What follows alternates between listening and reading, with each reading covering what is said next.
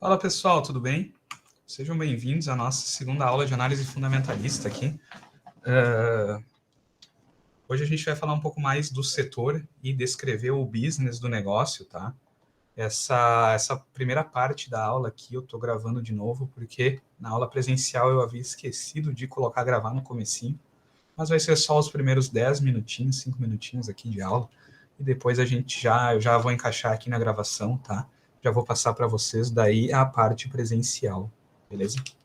Pessoal, nessa aula, então, a gente vai trabalhar um pouco da análise macro também, falar mais do setor em específico que a empresa está inserida e começar a trabalhar um pouco da parte qualitativa, falar da governança dos executivos, do CEO, trazer o tamanho do setor primeiro, como que a gente dimensiona o tamanho desse setor, galera. Tá? Vou abordar isso com vocês. Se essa empresa que a gente está trabalhando, ela é consolidada no mercado, se ela é a líder, se ela está em crescimento, se ela tem espaço para crescer ainda, como que os concorrentes dela estão posicionados no mercado, quanto que eles dominam também. Então, a gente vai trazer um pouco mais dessa abordagem do setor e depois da empresa, tá bom? Então, sobre o setor, galera, a gente vai utilizar a página da B3, vai usar o site da B3 aqui, deixei o link já embaixo dos slides para vocês poderem pegar, tudo na pasta do Drive, tá? Bem facinho acesso. Acredito que todos já estejam liberados para conseguir acessar. Acessando esse site, a gente consegue encontrar os setores disponíveis na bolsa, então, ali, bens industriais, comunicações, consumo cíclico, não cíclico, financeiro e os demais setores. A maioria é bem intuitiva do que é. Vou trazer para vocês um pouco mais do que é o cíclico e o não cíclico para vocês entenderem. Pessoal, então o consumo cíclico, ele é consumo de bens que são mais variáveis e afetados por indicadores econômicos. Por exemplo, o setor de automóveis. O setor de automóveis, ele é muito variável, depende da inflação, por exemplo. Nesse ano passado, a gente teve cerca de quase 14% ali aproximadamente de inflação registrada, e isso elevou muito o valor dos carros, principalmente dos carros novos, tá? Então, os carros novos ali custavam 50, 60 mil, hoje custam 70, 80. Então, o consumo desse setor foi desacelerado por causa desse indicador macroeconômico. Vamos pensar em outro setor que não necessariamente bens industriais aqui, ou consumo cíclico mesmo. Vamos trazer da construção civil. Construção civil também é muito afetada pela taxa de juros. Se a taxa de juros está alta, como é o caso agora, as pessoas param de comprar imóveis, param de financiar imóveis, esse setor desacelera muito por causa desse indicador. Então é bom saber se está dentro de consumo cíclico, essa empresa muito provavelmente vai ser afetada pela variação de algum indicador econômico. Já o consumo não cíclico são empresas que não são tão afetadas por essas variações. São bens mais de consumo primário, assim, alimentos, agricultura. Essas coisas as pessoas vão precisar adquirir, mesmo que haja uma grande inflação, uma grande taxa de juros, tá? Então essa é a principal diferença entre o cíclico e o não cíclico. Os demais vocês vão se orientando, vão se guiando aí, é bem fácil de entender, bem intuitivo. Depois a gente tem o subsetor. Então, por exemplo, consumo cíclico. Tem os subsetores aqui: construção civil, comércio, automóveis, hotéis, tecidos, vestuário, utilidades domésticas, tem vários aqui. Dentro do subsetor também a gente vai ter os segmentos. Por exemplo, dentro do comércio tem eletrodomésticos, produtos diversos, tecido, vestuário e calçados. Tá? Então, tem essas três grandes separações: setor, subsetor e segmento. A gente vai precisar disso depois, no fim da aula, para o nosso trabalho, tá? Então, guardem essa informação bem, onde achar e como chegar lá, beleza? Outra forma de achar também alguns setores é pelo Trademap. Trademap é um site parcialmente pago, parcialmente gratuito. Essa parte aqui a gente encontra de forma gratuita, clicando ali em mercado e cotações. Ele apresenta já consolidado ali a mineração, madeira e papel, água e saneamento. Aí ele já vai mais direto ali para o segmento, tá, pessoal? Segmento específico. O site ele serve também, ele tem várias informações, dá para utilizar, mas talvez várias funções sejam pagas. Então a gente vai utilizar o AB3, outros sites depois, tá?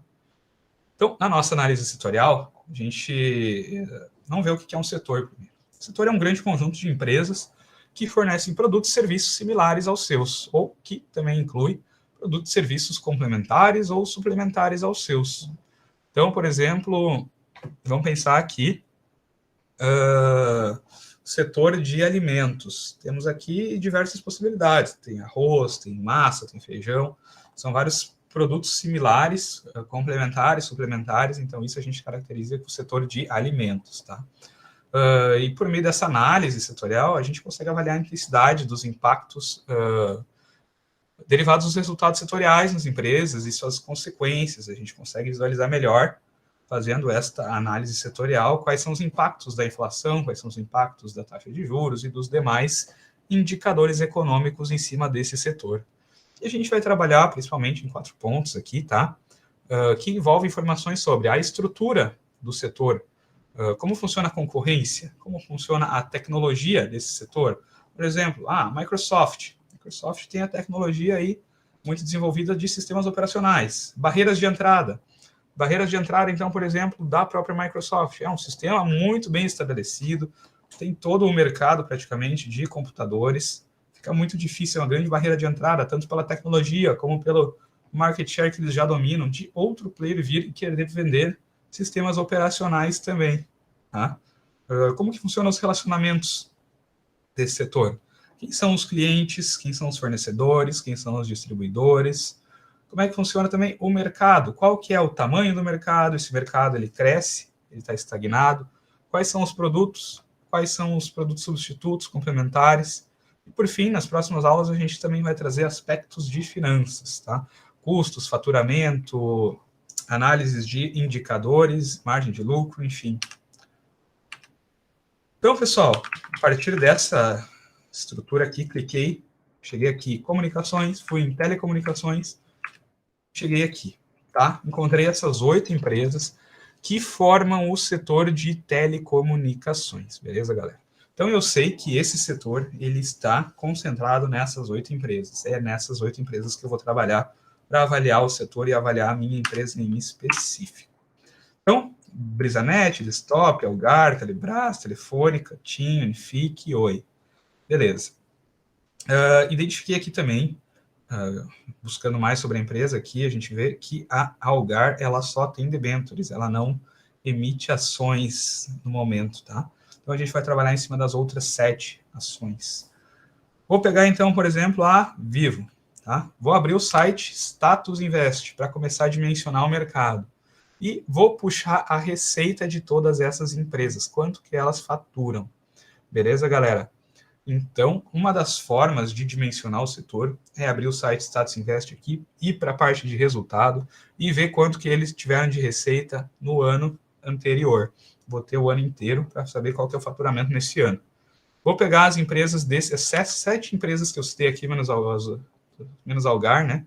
E vou começar a levantar a receita delas. Quanto que cada uma teve de receita? Essa é uma das formas de estimar o tamanho do setor. Outra forma também, por exemplo, nos automóveis.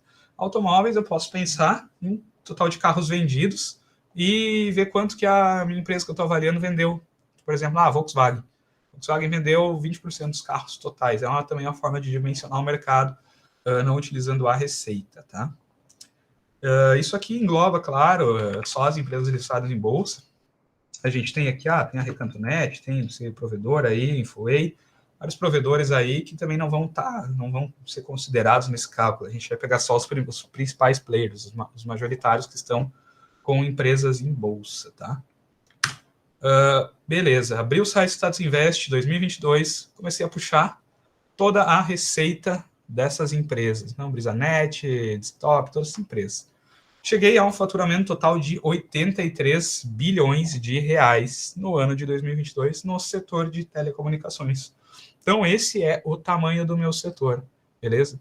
Agora eu vou avaliar um pouco mais as empresas. Vamos ver aqui, quem será que lidera o setor? Dá para a gente ver aqui, por exemplo, que a Vivo, ela tem 48 desses 83 bilhões de receita do setor, englobando 57,3% de toda a receita do setor. O que isso me diz? Isso me diz que a Vivo lidera o setor, que ela já está bem consolidado. E a gente percebe isso também Na grande divisão, no partilhamento de dividendos. A Vivo é uma empresa que distribui muitos dividendos, muito do seu lucro, porque ela já não tem muito mais para onde crescer, ela já domina muito o mercado. Então, ela acaba distribuindo o lucro aos seus acionistas em vez de reinvestir no seu negócio. Agora, quem tem mais espaço para crescer? Será que a Vivo tem chance de dobrar de tamanho, de faturar o dobro, a partir de 48 aí para quase 100 bilhões? Olha, é muito improvável. Todo o mercado vende 83 bilhões, fatura 83 bilhões. Muito improvável que a Vivo dobre de tamanho. Isso significa que a ação também, muito dificilmente, vai dobrar de tamanho, vai dobrar de valor, né? Muito mais provável que uma empresa pequena dessas, por exemplo, a Unifique. Digamos que a Unifique, mais fácil que a Unifique multiplique por 10, que chegue aos 6 bilhões, digamos, claro, é um leap, né? Um pulo muito grande para o tamanho dela, mas é muito mais fácil que ela multiplique por 10, por exemplo. Então a gente identifica como uma empresa de crescimento, que ela tem mais potencial de crescer, mas ela também tem mais potencial de quebrar. Muito mais fácil que uma empresa dessas quebre do que uma empresa extremamente estabelecida como a Vivo Telefônica. Beleza, pessoal? Agora, não é uma ou outra que é melhor. Isso vai depender muito do teu perfil, da tua carteira, de como tu planejou para investir. A Vivo é uma empresa muito mais segura nesse quesito, porque ela já domina o mercado, ela distribui os dividendos, parte do seu lucro, né? E tem muito menos chance de quebrar. Agora, a Unifique é uma empresa mais arriscada. Ela tem muito mais chance de multiplicar por 10, mas também de quebrar. Então, não tem bom nem ruim. Vai muito da tua estratégia, do que tu pensou para a tua carteira. Beleza? Agora, estou buscando empresa de crescimento ou já estabelecida? Aí vai depender da sua estratégia, do seu horizonte de investimento também. Primeiro critério, pessoal, essa parte aqui, então, é já na nossa aula presencial. Pessoal, então eu vou trazer mais para vocês mais detalhes aqui do restante na aula presencial, tá? Então a gente tem que fazer que fique bom para todo mundo. Perfeito, agora está gravando. Não perderam muito. Depois eu gravo de volta essa primeira parte. Tá? Vamos lá. Dimensionei o setor, vi que a Vivo é a grande player desse setor. Então, se eu estiver buscando talvez uma empresa mais consolidada, uma empresa de dividendos, eu vou buscar essas que já têm um grande market share. Agora, se eu estiver buscando uma empresa um pouco mais, talvez normalmente mais arriscada, né? Eu vou olhar para essas empresas menores aqui, essa BrisaNet, vou olhar ali para desktop, para as empresas que têm um potencial de crescimento maior. Muito difícil a gente vai ver a Vivo dobrar o valor da ação, dobrar o tamanho dela. Ela já domina o mercado, mas essa BrisaNet é capaz dela multiplicar por 10, por 20. Também muito mais provável que ela quebre do que a Vivo. Então a gente tem um risco maior, também a gente espera um retorno maior em cima dessa ação. Como que isso se encaixa na carteira de cada um? Aí vai depender da formação de carteira também, que a gente vai trazer um workshop específico disso. Mas, eu tenho um perfil de empresas mais seguras. Então, eu vou optar por uma empresa já consolidada no mercado, uma empresa que paga dividendos. Isaac? Não.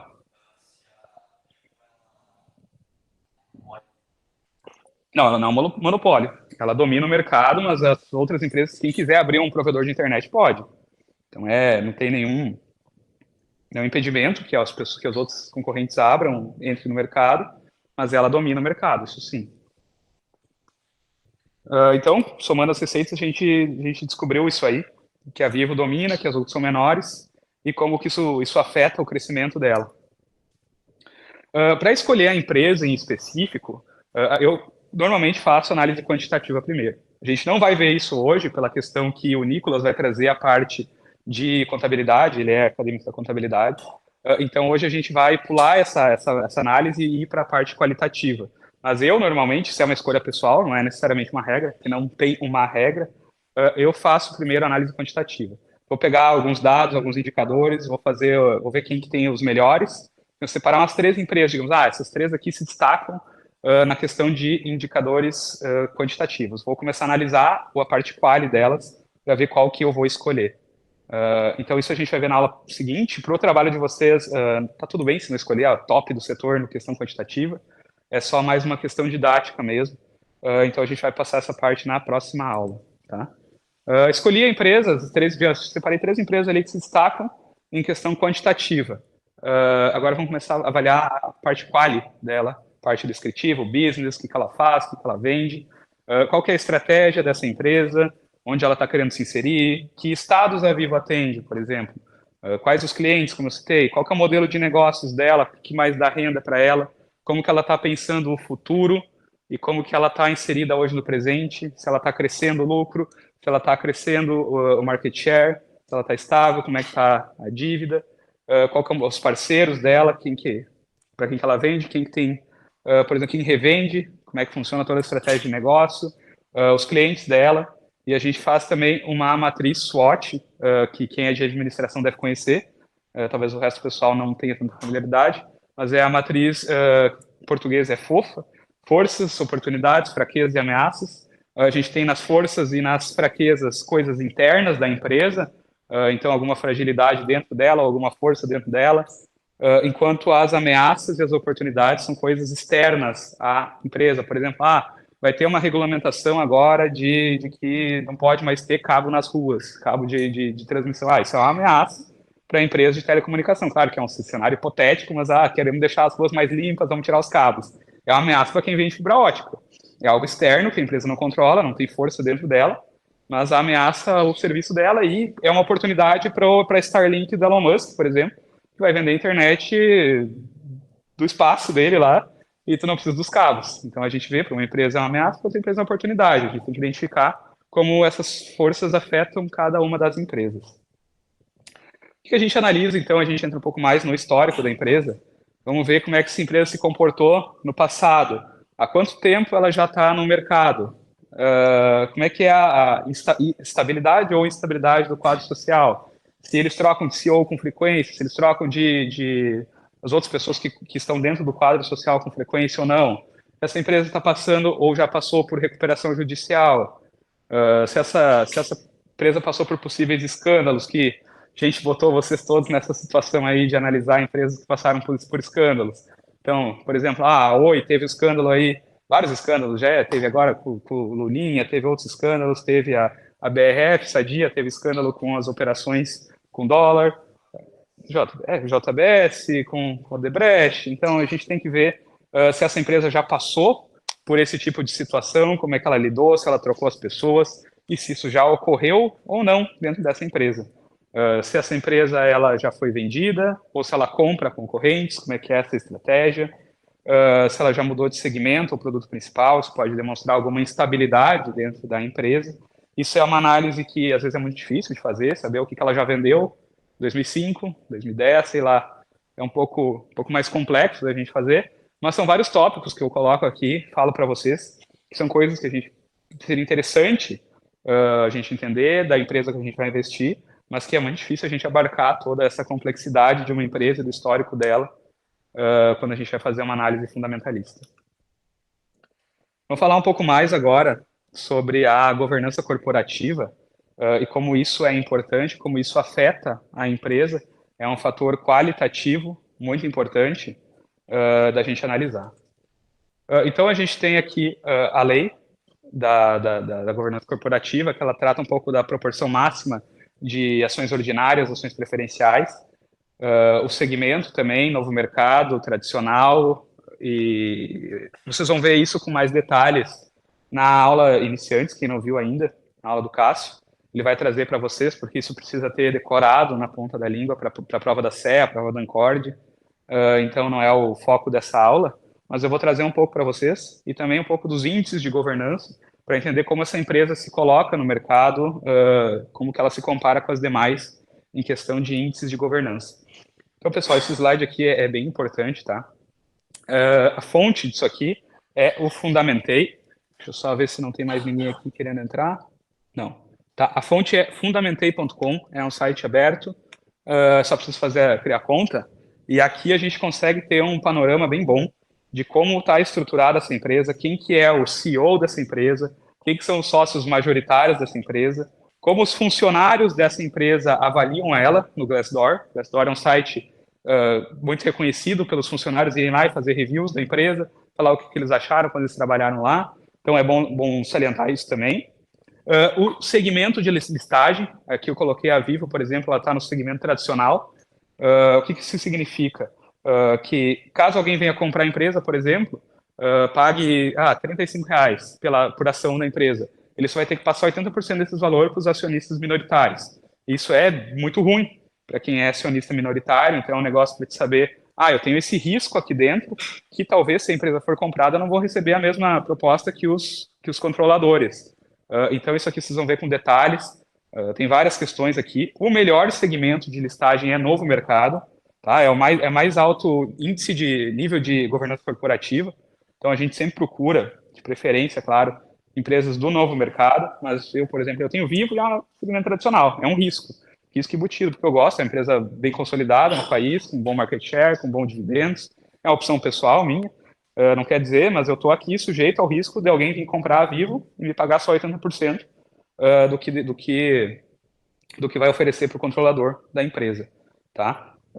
Tem aqui também quanto é o free float, que são quanto percentual das ações está disponível para qualquer investidor comprar, o restante está com os investidores majoritários.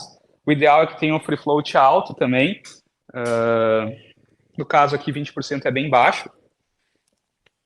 Empresas do novo mercado aqui, eles têm um free float mínimo maior, no caso tradicional não tem limite, se eles quiserem negociar só 1% das ações, eles podem. Já nos outros níveis, eles precisam de pelo menos 25%, mas a maioria negocia bem mais que isso. 49% para não comprarem, né? Mas bem mais que isso. Aí tem outras questões também, quanto à forma como eles vão declarar as demonstrações financeiras, sobre o tipo de estrutura, se tu vai ter ações ordinárias ou preferenciais. Isso vocês também vão ver com mais detalhes como é que funciona na aula da SE. E deixa eu ver aqui. Um pouco mais aqui também fica o conceito para vocês nos slides, tá? Do que é o free float, do que é o tag along. Também o drag along, que não costuma acontecer tanto, mas obriga os sócios a proceder da mesma forma. Vai comprar a empresa toda e fechar capital. Aí vai puxar todo mundo, os minoritários vão ser obrigados a vender, queira, goste ou não. Também é algo que pode ocorrer. Então, alguns conflitos de interesses também que podem surgir dentro dessa questão de governança corporativa entre os acionistas, gestores, funcionários, fornecedores e o próprio governo. A gente viu agora também, por exemplo, fraudes contábeis na questão da IRB, questão da Americanas. A gente teve fraudando essa parte. Como vocês viram e vocês debateram no processo seletivo, é muito difícil para um investidor minoritário identificar isso previamente, a menos que ele tenha um insider, tenha uma informação de dentro da empresa. Então, aqui a gente minimiza esse risco por meio da diversificação dos ativos. Posso falar um pouco também aqui do risco diversificável, do risco que não é possível diversificar. Chega assim, tem um estudo que mostra que tu consegue diversificar o teu risco em até 14 ativos, se eu não me engano. Tu diminui todo o teu risco diversificável e o resto é o risco sistemático, o risco do mercado. Risco de acontecer uma pandemia, risco de acontecer uma guerra, acontecer algum BO aí que vai afetar todo mundo, que não importa. Se tu tem 60 ações, o risco é o mesmo, não vai diminuir por causa da diversificação. Já esse outro risco, que é o risco não diversificável, é o risco de ter uma empresa só, pessoal Americanas, e acontecer um BO, só um pepino só nessa empresa. Então, essa é a diferença desses dois riscos e de como minimizá-lo. Algumas coisas que pode acontecer, digamos assim, a gente tem os CEOs aqui e eles estão voando de jato. Será que isso está certo ou será que isso não está certo? Isso aqui é muito difícil da gente dizer ao certo. A gente tem que entender um pouco mais. Talvez esse CEO ele precise se deslocar de uma loja a outra, como o velho da van aí, precisa ir de uma loja para outra, ele precisa de um jato, ele supervisiona tudo, beleza? Agora, até que ponto isso não está realmente afetando as contas, até que ponto isso não é um luxo do diretor, do board, do conselho, até que ponto isso é necessário, também é uma coisa da gente avaliar quando a gente vai tratar sobre governança corporativa. Conflitos, fraudes, investimentos que talvez são mal feitos. Trouxe aqui um pouco para vocês também os índices de governança. Não vou entrar em detalhes de cada um, mas é bom vocês saberem que eles existem. No trabalho, vocês podem utilizar também para ver se a empresa tem mais um índice de governança melhor. Escolhi também por isso. Então, é bom estar aí, eles existem. Vocês podem procurar um pouco mais sobre o que cada um deles faz. Conflitos, então, eu citei aqui a IRB. Cito também a OGX, do Ike Batista. Eles tinham assim, eles venderam o petróleo imaginário para as pessoas. Foi a ideia de que tinha um lugar com muito petróleo, que eles extraíam pra caramba. Aí começaram a, tipo, captaram recursos, as ações estavam lá movimentando a bolsa, tinha muito dinheiro, aí eles extraíram, não tinha petróleo nenhum. Então, era uma empresa de faz de conta. É, explicando um pouco melhor de como isso funcionou.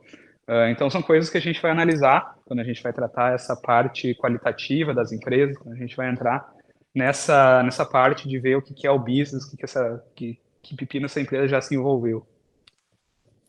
Trouxe aqui um pouco também do que eu tive lá na Universidade de Ohio, que o professor falou lá sobre a questão de governança corporativa. A remuneração dos executivos, tá? O valor exato que um executivo deveria receber é muito variável e é muito incerto a gente dizer. Talvez o cara ganhe 1 milhão, 5 milhões por mês e tu, meu Deus, mas esse cara ganha muito. Mas esse cara traz um resultado fenomenal para a empresa, então tá bem pago, sabe? Às vezes o cara ganha 5 milhões e a empresa está tendo prejuízo. E o prejuízo não está diminuindo, ele não está recuperando a empresa. Então é difícil de determinar, mas são indicadores, assim, que a gente pode ter. O cara está ganhando bem, mas será que ele está trazendo resultado para a empresa? É bom também que esse executivo, o CEO e os membros do conselho, os membros que fazem parte da administração, eles tenham recompensas e benefícios atrelados a metas positivas para a empresa. Se aumentar a receita em tanto, o lucro em tanto, tu vai receber um bônus. Então isso aqui é bom porque ele vai estar atrelado ao resultado, vai estar no mesmo sentido dos acionistas minoritários, porque todo mundo quer aumentar o lucro, enquanto está todo mundo alinhado com o mesmo objetivo. Fica esperto, então, com executivos que foram pagos bônus e não estão indo nas reuniões, não estão participando, não estão trabalhando. Isso aqui, às vezes, é um pouco difícil também, tem que ler umas atas específicas da empresa, mas é bom saber que isso aqui existe, que é uma coisa que a gente precisa também prestar um pouco de atenção, tá? E é bom, aqui, pelo menos parcialmente, que esses executivos eles estejam recebendo esses bônus, pelo menos parcialmente, em ações ou opções de compra de ações da empresa. Porque aí ele sempre vai querer que a ação da empresa suba. Ele vai estar alinhado com o investidor. Ele vai querer, se eu fizer isso aqui, se eu atingir essa meta, eu vou ganhar 100 mil ações da minha empresa. Eu quero que essa ação esteja lá em cima, né? Porque senão eu vou ganhar pouco dinheiro. Então a gente vai estar alinhado com os executivos. Agora, um problema de dar, é claro que é uma coisa boa, mas também tem uma coisa ruim de ele receber ações. Por exemplo, o caso da IRB, eles foram maquiando ali para que a ação subisse sempre, para que os executivos estivessem sempre recebendo um valor alto nas ações, ganhava ali, estava 36, 38 reais a ação, depois que descobriu tudo foi para 90 centavos.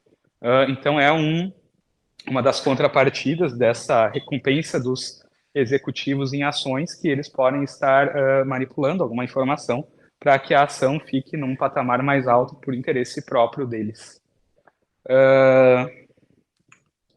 Vamos lá. Aqui no site Status Invest também, a gente consegue ver um pouco mais da remuneração dos principais shareholders, né, os stakeholders da empresa. A gente tem aqui, por exemplo, quanto que a diretoria recebe, salário para a Labore, 5 milhões ali, ali é 5 bilhões, não sei. Benefícios, bônus, participação nos resultados, quanto que o conselho de administração recebe. E aí a gente começa a bater esses dados, essa da SLC Agrícola, a gente começa a bater esses dados com os resultados da empresa, quanto que isso significa do lucro da empresa, ou do prejuízo, ou da receita. A gente começa a trazer todas essas informações. Então, o site aqui também é um site o site Status Invest, ele é muito bonito, muito intuitivo, muito fácil de ver. A única questão que eu deixo para vocês aqui, que eu botei nos slides mais para cima, que se vocês forem fazer uma análise mais aprofundada, mais séria, se vocês forem participar de uma competição, por exemplo, que a gente está organizando grupos aqui na Liga, a gente não vai utilizar dados desses sites, tá? Por vezes eles estão desatualizados, por vezes eles digitaram alguma coisa errada, pode acontecer. Não é uma fonte oficial, não é uma fonte confiável. Se vocês forem publicar algum artigo científico, não vai ser aceito esse tipo de fonte. Mas é uma fonte fácil, então, para questões didáticas da disciplina, para não ocupar a vida de vocês com análise fundamentalista, pode utilizar. Mas se vocês forem usar para algo mais complexo, mais elaborado, utilizem algumas dessas outras opções. O site de relacionamento de investidores da empresa, basta digitar, por exemplo, Vivo Telefônica RI, vai aparecer lá o site no Google. Pode usar o site da B3 também, que eles recebem os dados das empresas. Pode usar o Economática, que a gente tem um acesso, eu não sei se ele está funcionando, tem que ver, mas a Liga tem um acesso do Economática, que é um site aí mundialmente conhecido de concentra os dados, acho que ele custa aí, sei lá, $50 mil por ano. E a Bloomberg também é um site extremamente confiável e aceita os dados em competições, em artigos científicos, tá? Mas para fins da disciplina, fins didáticos, a gente usa o Status Invest. E até para fins pessoais, assim, não tem tanto galho, assim, a menos que eles realmente tenham digitado algo muito bizarro, muito descolado da realidade. Mas não é tão comum de acontecer. Vamos lá.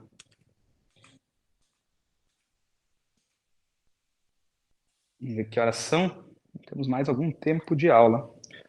E eu vou passar a tarefa já para vocês e vou falar um pouco mais, mas de como é que vai funcionar a nossa tarefa para a próxima aula, tá?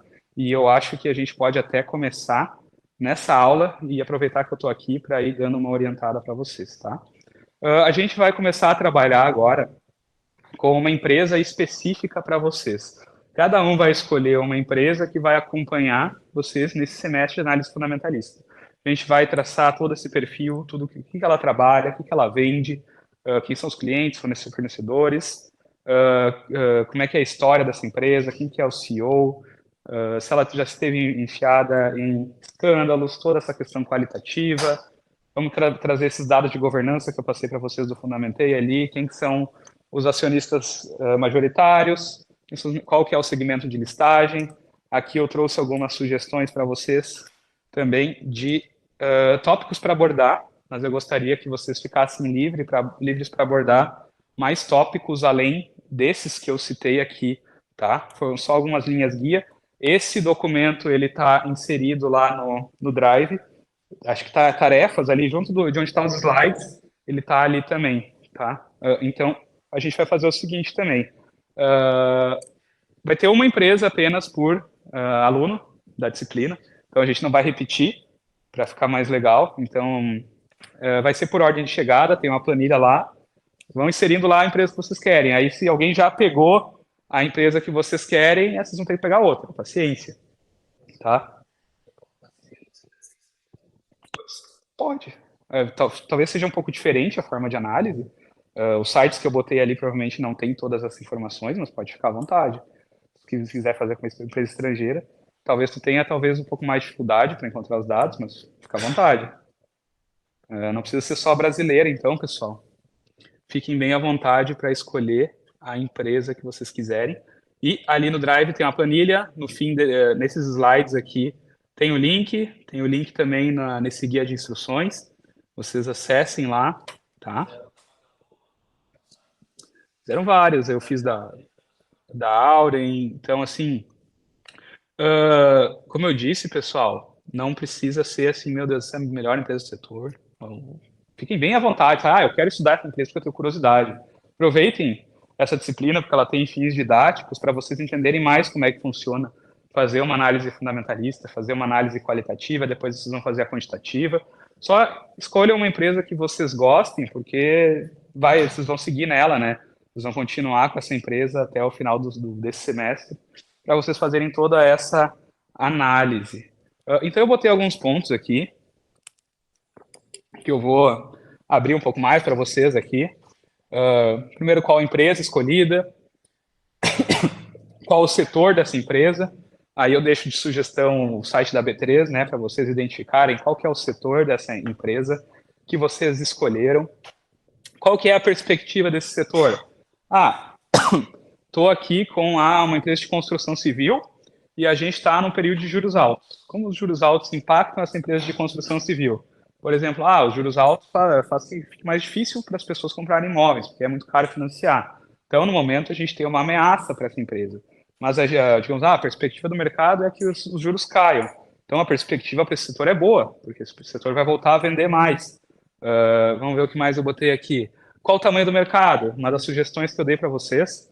Então, foi com base na receita, somar as receitas desse setor. A gente pode utilizar outras coisas também. Pegar uma empresa, no Brasil a gente não tem empresa listada em bolsa, mas... E aí, tudo bem? Por exemplo, pegar uma empresa do setor automotivo. Então, quantos carros são vendidos também é uma métrica de tamanho do setor. E essa minha montadora aqui vende 20% desses carros vendidos no mercado. Também é uma possibilidade, não precisa ficar restrito à receita, é uma sugestão de uma forma fácil de encontrar, tá? Qual a história da empresa? O que a empresa vende? Quem são seus clientes, seus concorrentes? A empresa é de crescimento, dividendos ou ela é mista? Quem são os acionistas? Quem que é o acionista majoritário? Quem que são os acionistas minoritários? Quem que é o CEO? Qual o segmento de listagem? CEO, por exemplo, ali eu botei no Fundamentei. Vocês encontram exatamente o nome da pessoa, vocês conseguem botar no Google ali, ver, sei lá, o LinkedIn dele, ver onde ele estudou, ver onde ele já trabalhou. Às vezes tem uma notícia do que ele fez algo super positivo, ou tem um escândalo dele lá, esse Marcelo Debrecht aqui, quem que é esse cara? Vou botar no Google aqui, vai ter um monte de notícia. Vocês já, só pesquisando o nome deles no Google, vocês já encontram bastante coisa, bastante feitos e escândalos também. Isso tudo geralmente vira notícia também, é uma sugestão bem boa de procurar.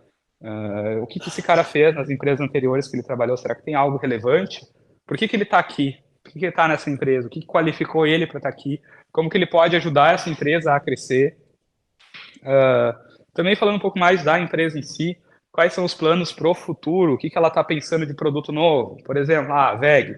WEG agora está buscando trabalhar com motores elétricos, fazendo também geração eólica, eles fazem as pás, fazem os motores que vão dentro das turbinas eólicas, então é um planejamento, assim, um mercado muito futuro, visão olhando para frente, então também é algo interessante saber se essa empresa não está parada no tempo. O que aconteceu também, cito aqui a parte da matriz SWOT, das ameaças. Quem conhece a história da Eternit? A Eternit, ela é uma empresa que vende telha para casa mesmo, lá em cima, né? Em cima da casa. Do amianto. Uhum. Isso aí. Essa empresa, a Eternit, ela era uma empresa muito grande. Era um case até do Barsi, que é um dos maiores investidores do Brasil. Ele adora Eternit. E a empresa vendia telhas com amianto. E o amianto ele foi proibido por causa do risco de câncer que existia nesse produto. E aí eles passaram por muito perrengue, porque todo o business deles era voltado para produzir telhas de amianto. E aí, o que a gente vai fazer agora? A empresa desabou, assim, quando barraram o amianto, a empresa desabou. O Barsi, por muito tempo, não, vai dar certo, vai dar certo, vai dar certo, e a empresa não saía do lugar, até que ele foi lá e vendeu, e aí, de repente, a Eternit fez telhas de captação solar. E aí a empresa virou, estava ali centavos, aí de repente vieram com um produto novo, produto revolucionário, telhas que captam energia solar, e de repente subiu de novo, voltou a vender, voltou, se inseriu no mercado.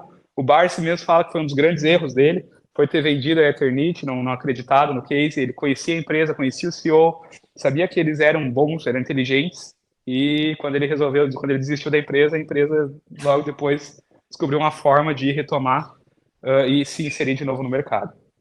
Essas questões, elas vão muito além do que a gente vê nos números, que a gente vai fazer nas próximas aulas, vai ver a análise quantitativa, mas numa análise quantitativa, quando eu pego a receita, pego o lucro, pego as dívidas, eu não consigo ver que o governo talvez proíba o amianto, proíba algum produto da minha empresa, ou crie alguma oportunidade para a minha empresa. São coisas até muito mais difíceis de analisar, porque a parte quantitativa, se tudo der certo, ainda esse ano a gente traz um curso de Python para a galera aí, e a gente consegue automatizar isso, consegue, até mesmo no Excel, consegue puxar os dados, isso fica muito mais fácil, mas a parte qualitativa, talvez um chat GPT para analisar, mas é muito mais uma coisa humana, uma coisa da gente entender onde essa empresa está, onde essa empresa quer chegar, quais são as ameaças, quais são as oportunidades, vai muito além de números, muito além de uma análise que a gente consiga colocar numa planilha, tá? Vamos ver o que mais eu botei aqui para vocês, como sugestão, os históricos de escândalo, forças, fraquezas, seria mais ou menos isso, cara, para vocês apresentarem. Então, tem 3 páginas, não falei apresentar, mas não precisa apresentar, tá? A gente fez ano passado, cada um apresentando 5 minutos, levou 2 horas. Então, vocês vão fazer isso aqui, eu vou conferir, vai valer um ponto para a disciplina, e depois a gente vai vendo como é que vai funcionar as outras avaliações, a gente vai vendo ao longo do caminho, tá? Como é que vai funcionar tudo. Mas aí até 3 páginas para vocês começarem a olhar para essa empresa. Beleza, ali eu falei um pouco do quantitativo para escolher algumas empresas, mas isso a gente vai fazer depois. Depois vocês vão ver a parte quantitativa. Normalmente eu faço antes, mas para os fins da disciplina, fins que a gente construiu e também da disponibilidade do Nicolas, a gente está passando essa quali primeiro. Mas aí não tem galho nenhum, não importa se a empresa é boa, é ruim, dá prejuízo, dá lucro, escolha uma empresa que vocês gostem e que vocês tenham curiosidade de trabalhar, porque vocês vão ver várias coisas dessa empresa, vocês vão entrar em vários documentos dela, tá? Para realmente começar a entender como é que se faz toda essa parte de análise fundamentalista. O link está aqui. Deixa eu ver se faltou mais alguma coisa para falar para vocês. Pessoal, alguém tem alguma dúvida?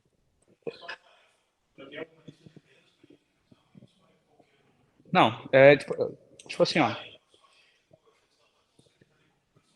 Uhum, isso aí.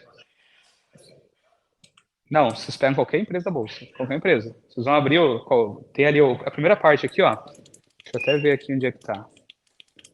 E no começo aqui. Aqui, ó.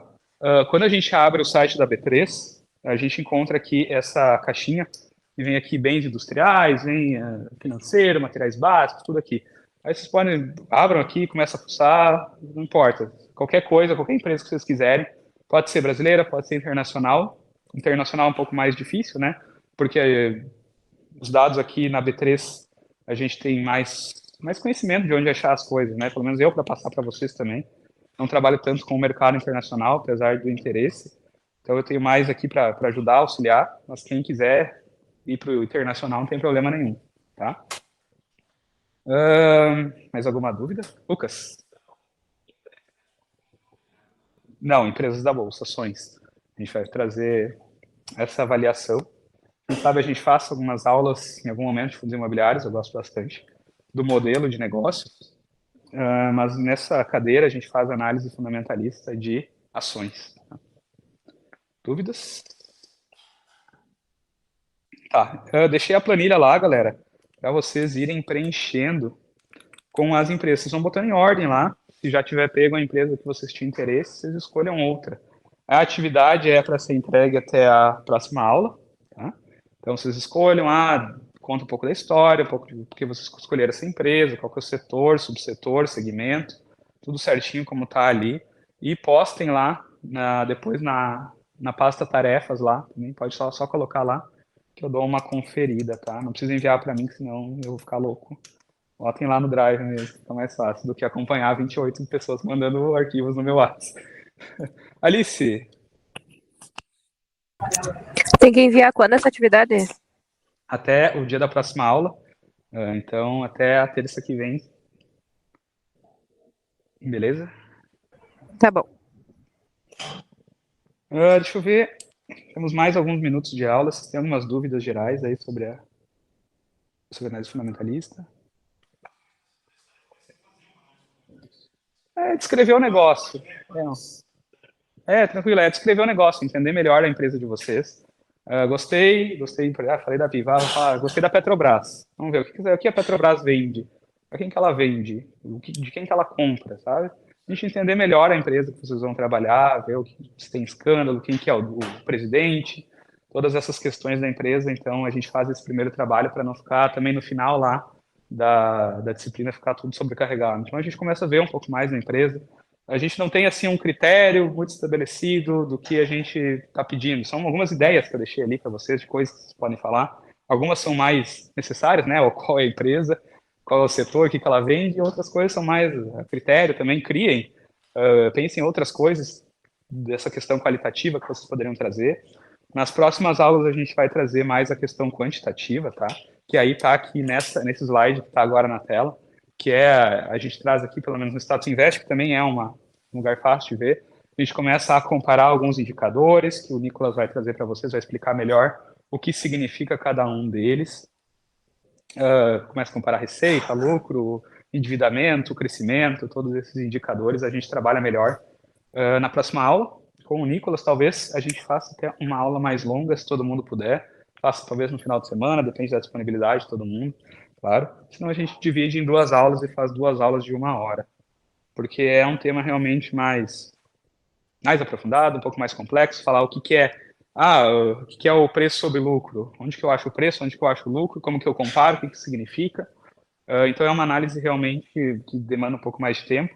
Primeiro para vocês entenderem os conceitos contábeis e depois para entender os indicadores e como eles se aplicam, o que que eles significam, como comparar também. Preço sobre lucro é um indicador de preço da ação, se ela está cara, se ela está barata. E a gente vai entender também sobre a comparação. A gente tem que comparar essas ações sempre com os pares. Então não adianta eu comparar, eu falei isso para vocês acho na primeira aula já. A gente comparar a Vivo com o Banco do Brasil. Tem que comparar a Vivo com a TIM, a Vivo com a Oi, a gente entender melhor o setor, como que ela se coloca nesse setor e como ela é comparável também. Tá? Isso, pessoal. Se ninguém tiver mais uma dúvida, vocês estão liberados. Só deixa eu ver uma coisa. Que o pessoal que está no Meet, por gentileza, manda um presente aí que eu não consigo ver quem veio, quem não veio. Que tô com a chamada aqui. Espero não ter perdido nenhum presente, não ter perdido de autorizar nenhuma entrada aqui. A gente tem que conversar sobre isso também, pessoal. Aproveitando, então, quem vai fazer essa disciplina, principalmente no presencial, eu e o Nicolas vamos precisar de ajuda. Então, quem está pensando no departamento de formação aqui?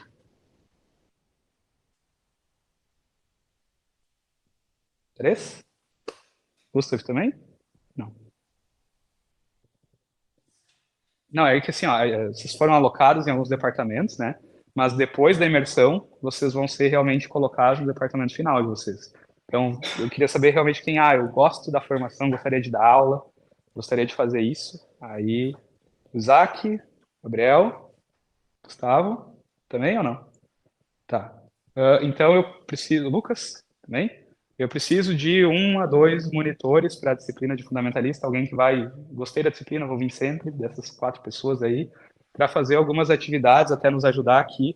Eu falei com o Alexandre já tem, a análise técnica também já tem. Aí a gente precisa 1 a 2 para fundamentalista e 1 a 2 para essa disciplina. Porque aqui, ó, por exemplo, o que aconteceu hoje, eu estava aqui dando a aula e eu não conseguia ver quem estava tentando entrar na chamada, né?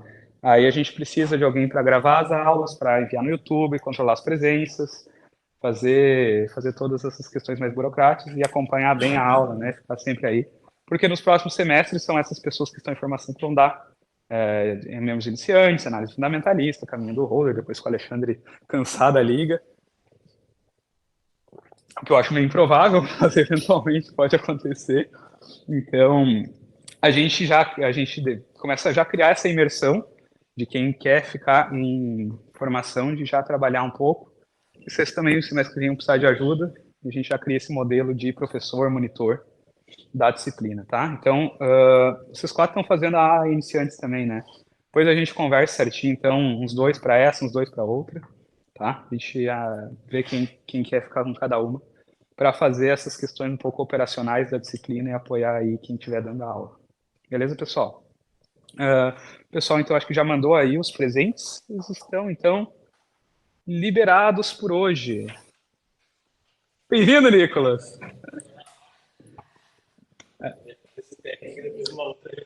Cara, então, a gente teve esse BO com o André aí, da análise técnica, eu vou resolver com ele os horários, tá? Deu conflito de horários, eu marquei em cima da aula dele e eu tinha esquecido. Foi a hora que eu consegui mais gente aí no presencial, né? E aí eu esqueci totalmente que ele tinha marcado a análise técnica, inclusive eu ia assistir. Eu esqueci, eu vou ver como a gente vai resolver, tá? Quem não viu a aula dele, eu espero que ele tenha gravado para botar online, porque eu quero assistir também.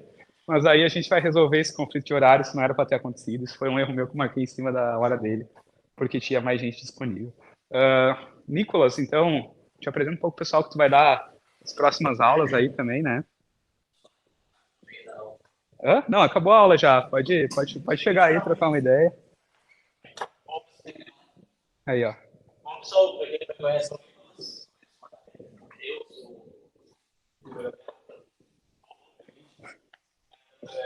você vai passar a parte contábil, né?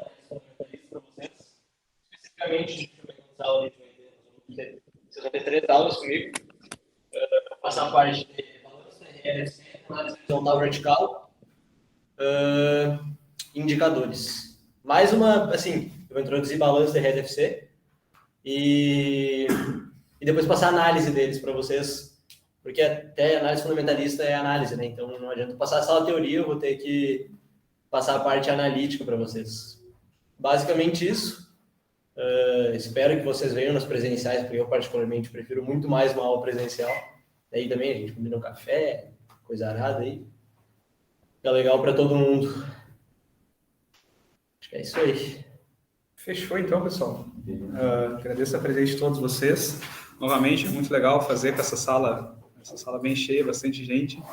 E então, espero vocês a princípio, terça-feira que vem, às 6, a menos que o Vandré não me deixe ficar com esse horário. Mas eu vou conversar com ele, a gente vai acertar, tá, pessoal? E é isso aí, obrigado. Feito, valeu. Feito, galera.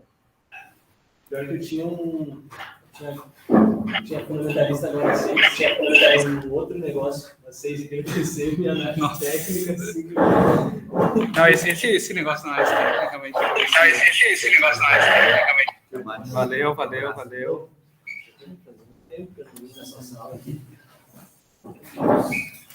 Deixa eu só anotar o nome ali, os dois eu conheço.